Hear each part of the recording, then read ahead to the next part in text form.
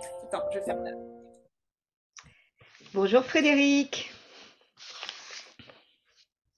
Bonjour Laurence, déjà la nouvelle lune de Mars. Le Et temps est oui, vite passé. oui, oui. Nous voilà donc à l'approche de cette nouvelle lune qui donc a lieu le 10 mars. Mhm. Et alors, qu'en as-tu perçu, toi? Ou qu'en perçois-tu d'ailleurs? Eh bien, écoute, d'entrée de jeu, j'ai eu une sensation, je ne sais pas si tu te souviens, la dernière nouvelle lune, on avait le mot confiance qui était là, hein, sur lequel on a beaucoup rebondi, voilà, on a beaucoup laissé nos sensations, nos intuitions dériver. Et bah, il y a comme un lien, un fil conducteur ici, puisque la première info qui m'est parvenue parle à nouveau de la confiance. Donc cette information-là semble être un petit fil conducteur, un petit lien entre février et mars. La confiance, euh, la confiance, et ça nous parle également de ce qui se passe dans nos systèmes, de ce qui se passe dans nos structures énergétiques. Il y a vraiment quelque chose, en tout cas dans la manière dont je comprends ça, qui évoque la manière dont on vit notre matérialité, notre rapport aux possessions matérielles, à la prospérité, bien sûr au bien-être corporel et physique. Ça travaille beaucoup dans ces systèmes-là, énergétiquement, vibratoirement. Mais c'est en résonance, selon moi, enfin selon ce que j'en ressens et ce que j'en comprends, avec le printemps qui arrive à grands pas, puisque ce sont également des énergies qui parlent d'inspiration, de fécondation, la manifestation du nouveau. C'est souvent en lien, ces énergies-là, avec les nouveaux projets, les nouvelles compréhensions. Et on est bientôt l'énergie du printemps. Donc c'est assez cohérent. Il y a vraiment une activation de tout, une activation, une énergie, une énergétisation de tous nos systèmes, de tous nos centres énergétiques, hein. Il y a une montée, donc on peut assimiler aussi à la montée de sève, bien entendu. Mais tout ça avec la confiance toujours qui est là, qui est un petit peu en toile de fond, en musique de fond, et qui nous parle bien de nouveaux projets, de nouveautés. Et voilà, ça c'était un petit peu l'entrée en matière, un peu comme, Oui, voilà, c'est un peu comme je ne trouve pas le mot exact, mais voilà, le murmure de février qui revient ici nous accompagner pour entrer dans cette énergie du nouveau et dans cette énergie où on se prépare à rassembler nos ressources. oui, moi j'ai trouvé que c'était, quand je me suis plongée là dans le thème, j'ai vraiment trouvé qu'on était à l'initiation d'un nouveau monde. On en parle beaucoup, on a beaucoup parlé de l'ancien, du nouveau, etc. C'est vrai que la dernière fois on a parlé beaucoup de confiance, mais ce que je voyais, c'est qu'en effet, enfin c'est nécessaire de se mettre en confiance parce que on est en train d'initier, de tisser la toile de notre vie future. Et cette nouvelle lune, moi, elle m'a fascinée parce qu'il y avait à la fois la nouvelle lune réelle dans le signe du poisson. Elle est vraiment au centre de Saturne et de Neptune qui sont de part et d'autre de cette nouvelle lune et qui va initier la conjonction Saturne-Neptune qui va avoir lieu en 2026, mais on sent que cette conjonction, elle va changer, j'ai envie de dire changer le monde. En tout cas, ça changera la Russie, et parce que la Russie est vraiment gouvernée par Saturne et Neptune. Et à titre personnel, moi, j'y vois quelque chose de grande connexion, de grande connexion à des rêves éveillés, à des ou à la fois des rêves qui nous viennent comme ça de façon un peu inattendue, et en même temps de rêves anciens où justement cette confiance qui a été initiée la dernière fois peut commencer à dire mais hey, vous pouvez vous ouvrir. Là, ça peut commencer à se concrétiser. Il y a, il y a, on- il y a vraiment de la nouveauté. Et en plus, ce que j'y vois, moi, c'est ce Mercure qui est à 0 degré du Bélier, qui, euh, qui est conjoint à Neptune et qui nous dit une, qui nous apporte, voilà, une forme de pensée à la fois très nouvelle et très universelle. Donc, Oui. il y a de la nouveauté un peu partout, mais c'est vraiment un germe un peu fragile, qui est sous terre. Plus comme tu Hmm. disais, au niveau du printemps, il y a quelque chose qui est là, qui est en potentiel. Oui. euh, et il y a ce potentiel, et en même temps, je pense que c'est ce que tu as dû capter, il y a une forme d'accélération. Oui. Il y a une forme de précipitation qui est en train de se manifester. Enfin, je sais pas si toi tu le sens aussi. Alors, je ne vais pas rebondir sur nos précipitations tout de suite dans la structure qui m'a été présentée pour cette nouvelle lune. En revanche, tu viens de prononcer le mot ce qui est en germe. Et effectivement, je vais rebondir là-dessus pour moi. C'est-à-dire que ce qui est en germe, ça prélude aussi à la nouvelle croissance, ça prélude aux nouvelles possibilités. Euh, tout ce qui est encore caché et qui va bientôt émerger. Et effectivement, là, j'avais un mouvement assez féminin, on pourrait dire, enfin, un mouvement assez féminin. En tout cas, j'avais un mouvement dans une énergie féminine qui venait s'exprimer, quelque chose qui nous parle de création, de créativité, mais justement qui nous parle aussi de la nécessité maintenant, et peut-être que c'est derrière ce mot précipitation, il y a quelque chose maintenant qui nous demande de définir au plus vite nos valeurs personnelles, fortifier nos modes d'expression. Il y a quelque chose qui nous pousse à naître à notre créativité. Oui, Ça oui, parle d'invention, ça parle d'innovation, ça parle même de pulsion, de force de vie. Et vraiment, c'est voilà, ça pour moi, c'est ce qui est en germe, ce qui est en devenir, les nouvelles possibilités, c'est ça. C'est vraiment euh, nous autoriser à vivre nos aspects passionnés, inventifs, originaux, et nous laisser danser cette créativité.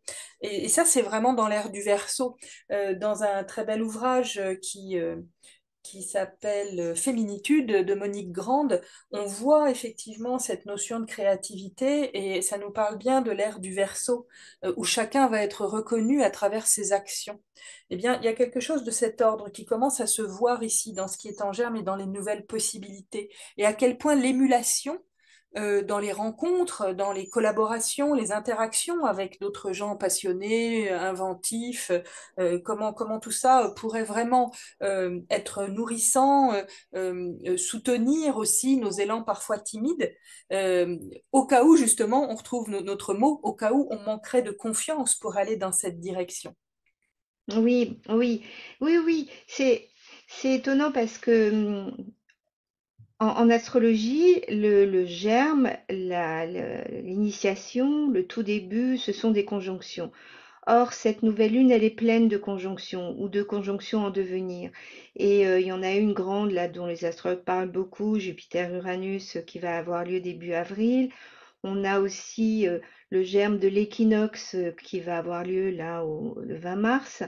On a beaucoup de débuts, beaucoup d'initiations. Et en même temps, dans cette nouvelle lune, il y a un seul aspect de grande tension qui est cet aspect de Mars carré Uranus, Mars étant l'action et Oui. Uranus étant ce qui est soudain, inattendu. Et quand ils sont en carré de plus dans des signes fixes, donc qui ont du mal à s'adapter, ils ont, ça la donne la puissance de la rupture nécessaire avec l'ancien pour aller de l'avant. Hmm. Hmm. Ah, Et c'est intéressant. il Hmm. y a vraiment, et il n'y a pas une seule planète en rétrograde. Mercure va être rétrograde simplement au mois d'avril. Et donc il y a cette notion d'accélération et il y a quelque chose d'assez magique, j'ai envie de dire, enfin alors que c'est pas forcément de la magie, mais à la fois de la nouveauté et en même temps de cette force pour casser la coquille de l'œuf, pour Hmm. casser ce qui nous empêchait de nous projeter dans un futur qui nous convienne, dans quelque chose de nouveau, de concrétiser nos désirs, nos projets. Hmm. Et elle contient en même temps cette énergie-là, ce que je trouve. Mm. fort juste avant le printemps. Oui, oui, oui. Oui, ça, oui, ça me fait penser effectivement à cette source d'inspiration de l'ouvrage que je citais précédemment. Ça me fait penser à la fin de l'âme, quoi, hein, quelque chose maintenant qui n'a plus besoin de s'efforcer de rentrer dans les normes, qui a besoin de se laisser vivre sa passion inventive, son originalité. C'est presque une notion de vivre son homme et sa femme sauvage dans le bon sens du terme. Hmm. Et ça me fait vraiment penser à quelque chose que je peux citer de Femme qui court avec les loups de Clarissa Pinkola Estés. Euh, Ça me fait, à mesure que tu parlais, ça me faisait penser à ça. Si l'on veut créer, il faut sacrifier tout ce qui est superficiel, une partie de sa sécurité et souvent le désir de plaire, afin de faire émerger l'intuition la plus aiguë et les visions les plus profondes. Donc, Hmm. casser la gangue, là, dont tu parlais à l'instant, ça me fait penser à ça, soudainement. Oui, oui, moi je pense qu'il y a de ça et on y est poussé, hein, on y est. Ah, on y est poussé, ouais, c'est ça, C'est précipité. précipité en effet, mais c'est comme un élan. C'est pas quelque chose de. Quelquefois, il y a des énergies, tu vois, plus de Pluton-Mars, où là, il y a de la puissance, mais il y a un peu de la violence, il y a Oui, un rouleau compresseur. Là, c'est soudain, c'est un jaillissement. un Voilà. jaillissement, ouais, c'est ça, un jaillissement. Effectivement, sur le plan des systèmes énergétiques euh, et du coup, ce qui nous permet forcément, quand ça circule bien, quand ça fonctionne bien, eh bien, on est porté, on est poussé, on pourrait dire, vers notre véritable mission de vie. Et bien, dans ces systèmes énergétiques, effectivement, tu parles de jaillissement. Moi, j'ai cette sensation d'une vitalité débordante. Alors évidemment, il y a la montée d'énergie qui est associée aussi à la montée de sève de la période, hein, clairement. Mais il y a quelque chose, jaillissement, ouais, c'est vraiment le mot, il y a quelque chose de l'ordre de l'enthousiasme, pourquoi pas même le désir un peu, le désir ardent, le désir contagieux, peut-être une sorte d'impossibilité de rester en place, quelque chose qui nous invite à vivre avec intensité, euh, et en même temps, bah, cet immense feu va peut-être nous permettre de transmuter certaines souffrances, va peut-être aussi nous permettre de pousser certaines situations, certaines personnes dans leur retranchement, hein, pour que chacun aussi accepte justement de laisser sortir ce qui a besoin de sortir pour s'alléger, pour accepter la transformation. Et il y a vraiment, c'est quelque chose de l'ordre de la fécondation finalement. Ouais, jaillissement, fécondation. Oui, oui, il y a les deux. Il y a à la fois la fécondation et la prise de conscience de la fécondation, puisque c'est un Ouais, germe, tu vois. ouais, J'ai ouais, ouais, l'impression que ça y est, ça a germé. C'est là, c'est ouais. déjà là. On a déjà senti cette nouveauté, ces nouveaux envies, nouveaux projets.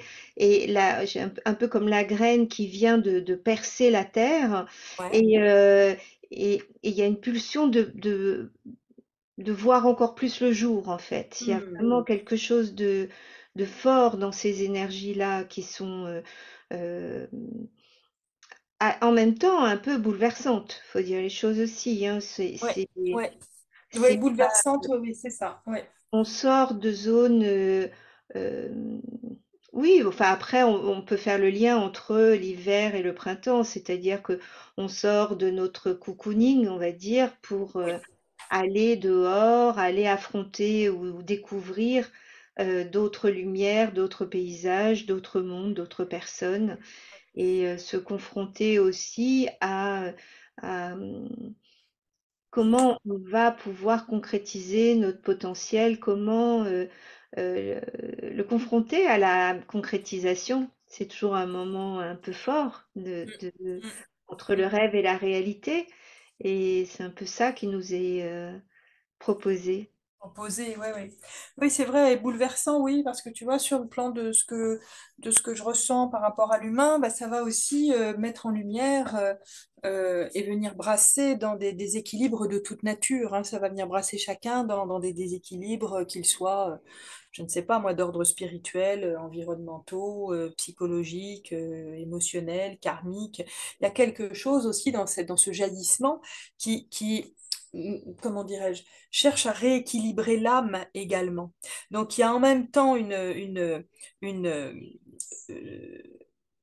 comment dirais-je, une proposition de mieux exploiter les forces de vie qui nous habitent, et en même temps, bah, il y a besoin de passer par justement certains désencrassages, même si le mot n'est pas très glamour, il y a besoin de nettoyer aussi les canaux du souffle et tous les aspects de nos centres énergétiques pour justement pouvoir bénéficier, vivre pleinement cette énergie et cette harmonisation.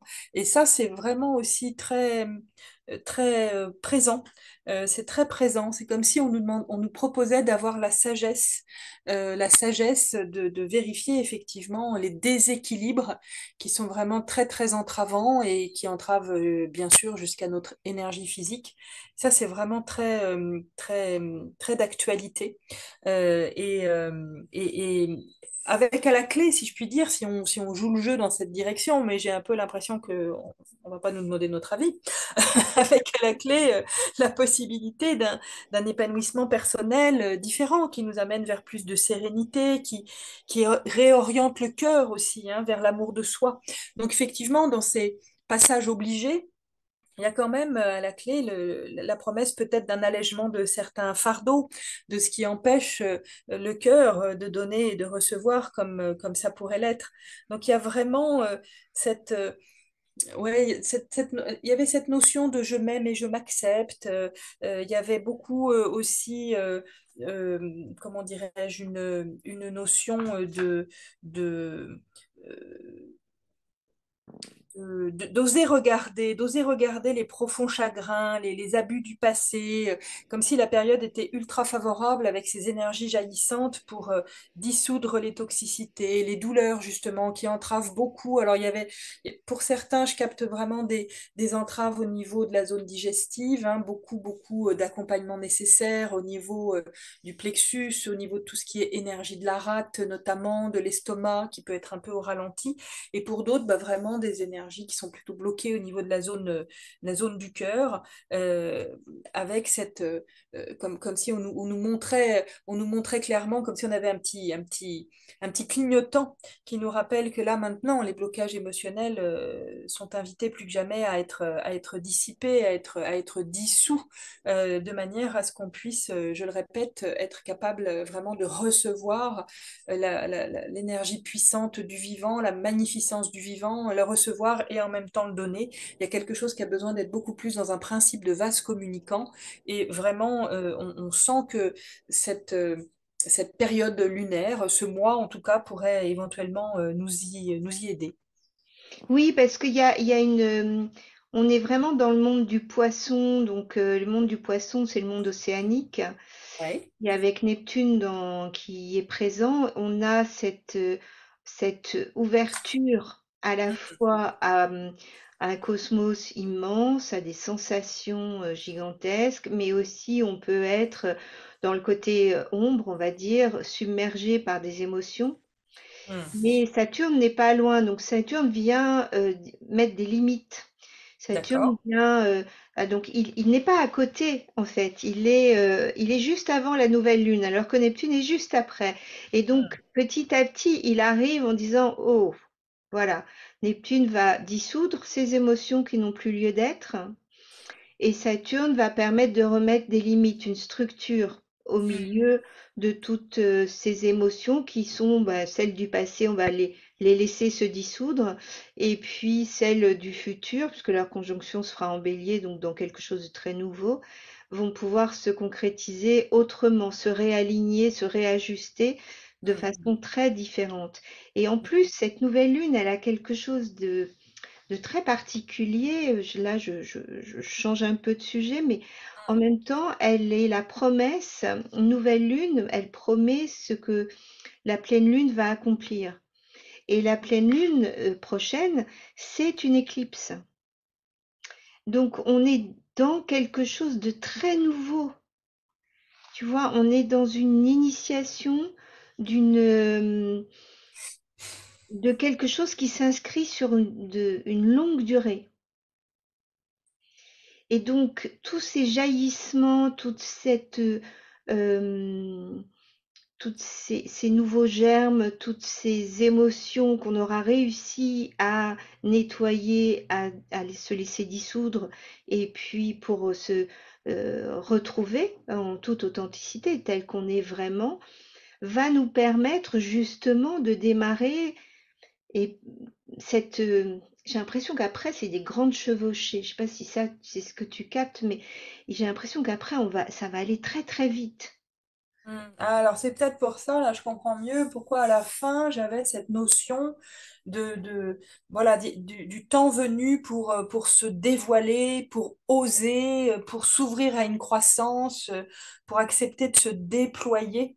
Et notamment voilà, en ayant lâché des complexes inconscients, en ayant lâché des mouvements spontanés auxquels on obéit sans s'en rendre compte parfois.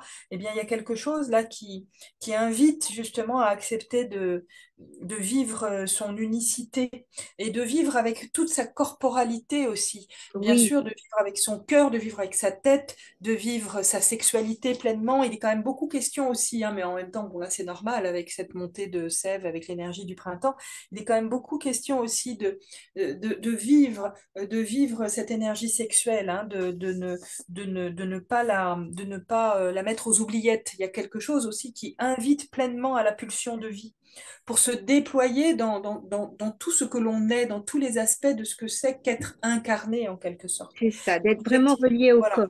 être Mm. vraiment relié au corps. Oui, du coup, je comprends mieux pourquoi ça venait à la lueur de ce que tu transmets. Hmm. Oui, oui, il y a vraiment la nécessité d'être connecté à son corps parce que sinon, les énergies sont tellement fortes Ouais. qu'on risque d'être dans une forme de chaos, de flou, de... Oui, oui, oui, c'est ça. Et puis ça, c'est douloureux même pour le corps, hein. Quand les Oui, énergies ne circulent pas, ça finit par être douloureux en réalité.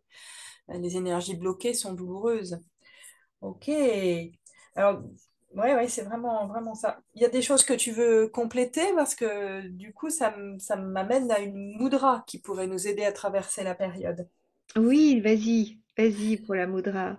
Eh bien, la moudra ici qui pourrait être proposée s'appelle Ushas Mudra, qu'on peut éventuellement traduire par le geste de l'éveil. Elle fait partie des mudras qu'on peut proposer sur des thématiques anti-stress, même si elle a beaucoup d'autres fonctions. Ici, justement, c'est une mudra qui va nous aider à se sentir plus calme, plus détendu.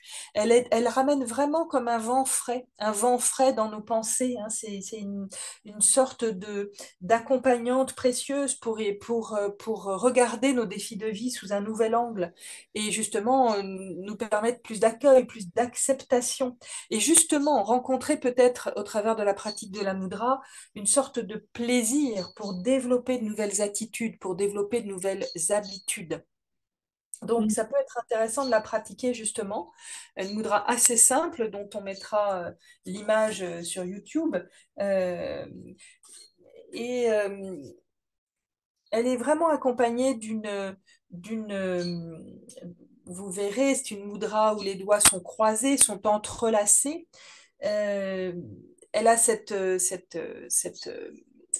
fonction anti-stress, cette fonction voilà, qui permet d'y voir plus clair, de regarder les choses sous de nouveaux aspects.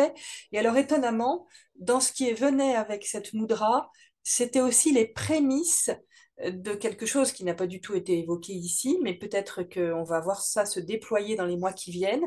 Avec cette mudra et donc cet entrelacement des doigts, il y avait les prémices de la notion de tisser du lien, de créer du lien, de se sentir beaucoup plus ouvert aux autres, beaucoup plus ouvert au monde. Euh, voilà, capable justement de plus de bienveillance. On retrouve cette notion d'ouverture du cœur. Et en même temps, bah, ça ramenait, alors vraiment, ça faisait des ponts. Cœur, chakra, racine, énergétiquement, on sait que c'est lié, mais ça faisait des ponts.